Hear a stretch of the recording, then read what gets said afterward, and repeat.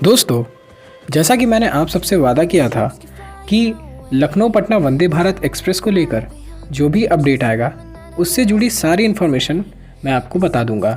तो आज के इस वीडियो में हम उसी पूरे अपडेट यानी यूँ कह लें कि हम लखनऊ पटना एक्सप्रेस के बारे में पूरी जानकारी आपको बताएंगे। तो आइए वीडियो को शुरू करते हैं। लखनऊ पटना वंदे भारत।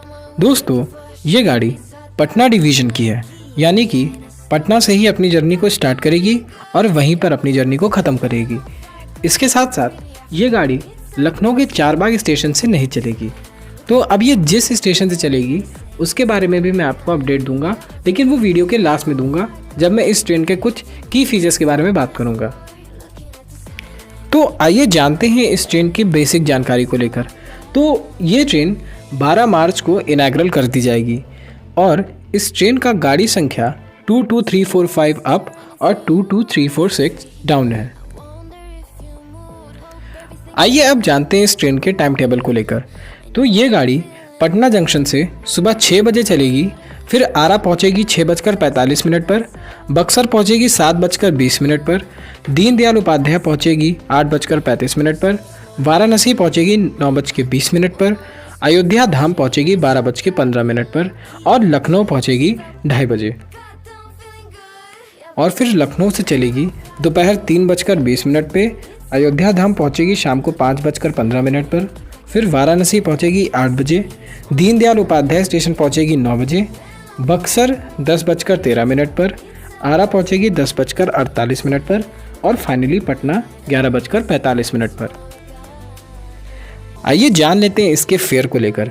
तो इसमें चेयर कार का जो फेयर है वो 1500 से 2000 के बीच में रहने वाला है और एग्जीक्यूटिव क्लास का 2000 से 3500 के बीच में रहने वाला है। तो जनरली इतना ही किराया होता है वंदे भारत एक्सप्रेस का। अब ये एग्जैक्ट फिगर नहीं है, बट आप समझ लीजिए कि इन्हीं के बिटवीन में फेयर इसका रहने वाला है। अब बात करते हैं इस ट्रेन से जुड़े 5 की फीचर्स के बारे में। पहला, ये ट्रेन लगभग 8 कोचेज़ वाली वंदे भारत होने वाली है, जिसमें से 7 कोचेस चेयर कार के रहेंगे और 1 कोच एग्जीक्यूटिव क्लास का रहेगा। इसके साथ साथ इसकी जो लिवरी है वो ऑरेंज यानी सैफ्रॉन कलर वाली लिवरी होने वाली है, तो वाइट कलर वाली तो नहीं है। एंड मेरे ख्याल से ये दूसरी ऑरेंज लिवरी है जो कि पटना लखनऊ वंदे भारत के रूप में हमें देखने को मिलेगी। दोस्तों, पॉइंट नंबर 2 में मैंने आपको बताया कि ये स्लो है लेकिन फास्ट भी है। मतलब देखिए क्या है कि इस रूट को कवर करने में ये लगभग 8.5 घंटा ले रही है, जो कि 550 किलोमीटर का रूट है। तो उसकी सबसे बड़ी वजह ये है कि इस रूट पर ट्रेनों को चलने की जो मैक्सिमम परमिसिबल स्पीड है वो 110 किलोमीटर्स की है। तो उस हिसाब से देखा जाए तो ये ट्रेन ज़्यादा समय नहीं ले रही है। हालांकि अगर इस रूट पे भी 130 किलोमीटर की चलने की परमिशन होती तो ये ट्रेन भी लगभग 6 घंटे के अंदर 6.5 घंटे के अंदर ही अपना डिस्टेंस पूरा कर लेती। तो मेरे हिसाब से रिस्ट्रिक्शन होने की वजह से भी ये ट्रेन काफ़ी हद तक अच्छा परफॉर्म कर रही है।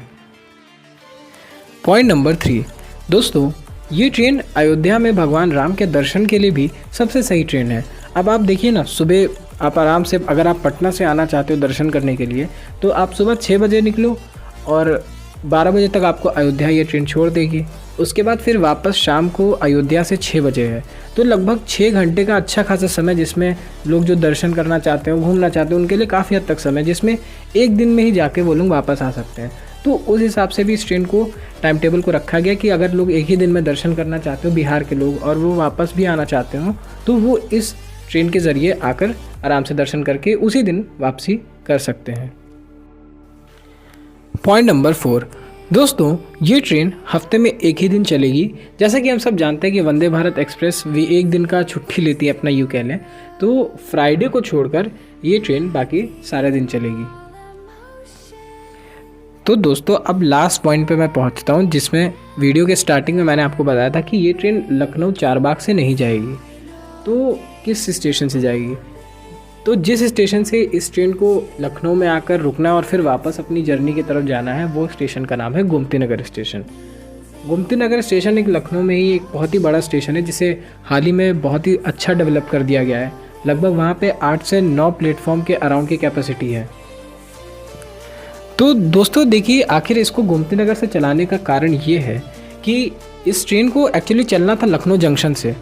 तो हुआ ये कि जब ये लखनऊ पहुंच रही थी अराउंड 2:20 या 2:30 के आसपास, तो इसको वापस 3:20 से अपनी जर्नी को वापस पटना की ओर स्टार्ट करना था। तो लखनऊ जंक्शन में लगभग 5 से 6 ही प्लेटफॉर्म है और वहाँ पे 3 बजे से लेकर 5 बजे के बीच में काफ़ी सारी ट्रेनें अपनी जर्नी को स्टार्ट करती हैं, जैसे शताब्दी एक्सप्रेस हो गई, लखनऊ बरौनी एक्सप्रेस हो गई, लखनऊ आगरा एंड झांसी इंटरसिटी हो गई, लखनऊ गोरखपुर इंटरसिटी हो गई। तो लगभग सारी ट्रेनें प्लेटफॉर्म से ही ऑक्यूपाई करके रखी रहती थी, जिसकी वजह से इसको वापस लखनऊ जंक्शन पर लाकर खड़ा करना, उसकी वजह से बाकी ट्रेनों के शेड्यूल में भी दिक्कत होता। इसकी वजह से गोमती नगर स्टेशन को बेस्ट माना गया, जो कि लखनऊ के बीचों बीच स्टेशन है, तो वहाँ पे भी लोगों को काफ़ी सारी सुविधा मिल जाती है आराम से। तो इस वजह से इसको गोमती नगर पे रखा गया। आपको बता दूं कि लखनऊ में भी काफ़ी सारे बड़े स्टेशंस हैं, जैसे कि एक है हमारा लखनऊ चारबाग जिसे एनआर बोलते हैं, फिर एक है लखनऊ जंक्शन जिसको एलजेएन यानी एनईआर का वो कहलाता है, फिर एक है ऐशबाग स्टेशन, वो भी बहुत बड़ा स्टेशन है, वहाँ पे भी ऑलमोस्ट 6 से 7 प्लेटफॉर्म की कैपेसिटी है, और फिर गोमती नगर है जहाँ पे 8 से 9 प्लेटफॉर्म की संख्या है। तो गोमती नगर को भी हाल ही में बहुत ही अच्छा डेवलप कर दिया गया है। तो दोस्तों ये थी पटना लखनऊ वंदे भारत एक्सप्रेस के बारे में जानकारी, जो कि कल इनॉग्रल कर दी जाएगी। और इसमें सबसे बड़ा मेन अपडेट यही था कि ये ट्रेन जो है गोमती नगर स्टेशन से चलेगी। तो मेरा हमेशा से ही यही ऑब्जेक्टिव रहा है कि कभी भी अगर आप इनॉग्रल वाले दिन ट्रेन में ट्रैवल करो तो आपके पास जानकारी पूरी होनी चाहिए, जिसकी वजह से आपको कोई दिक्कत ना हो। थैंक यू दोस्तों इस वीडियो को देखने के लिए। अगर आप इनॉग्रल वाले दिन इस ट्रेन में ट्रैवल करोगे तो कमेंट बॉक्स करके अपना एक्सपीरियंस ज़रूर शेयर कीजिएगा। मिलते हैं आपसे नेक्स्ट वीडियो में, तब तक के लिए देखते रहिए। Keep loving, keep supporting and thank you all friends. जय हिंद।